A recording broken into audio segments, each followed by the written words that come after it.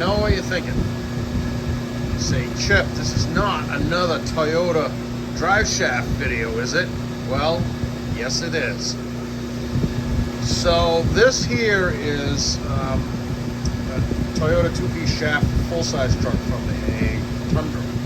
And this is kind of related to videos 237 and 238, I think. It's for Lewis. This is for his Tundra truck, and those other videos were for his Lexus SUV. And he's just going through his vehicles, and Archie's Off-Road, they're doing a bunch of work to these vehicles for Lewis. And these cars, the SUV and this truck, they are super clean. I mean, I know Lewis, and his stuff is straight, it is correct, and it is clean. And he's just trying to tune out all these little nagging vibrations, and he's not lying. I mean, there's stuff going on this. This shaft is, I mean, look at it, it's pristine, but there's still minute stuff going on. This is by no means clapped out. I mean, this is very nice, but we're going to try and tune the remainder out of it. This vehicle has been run, so it has changed. There's no downside to this. It's one of the harder jobs to do, though, because it's really not horribly bad and wrong. But so this is the transmission head.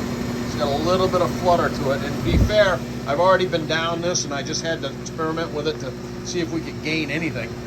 But that's a pretty solid 3 or a 4 there, buzzing at the center bearing. It's not like shaking like a hay baler, but there is something going on. He's not wrong. It's definitely got a little buzz to it. And you can see what's going on there at the rear axle. So I have just been down the length of this and tuned on it a little bit, just primarily just to see if we could make some gains, or if we had to make some component changes or alterations, or where we were headed. And I'm pretty satisfied that I can bring it in by adjusting the weight package. It's a little tricky because you got the aluminum back section here. There's limited things you can do. This has got the reverse slip yoke.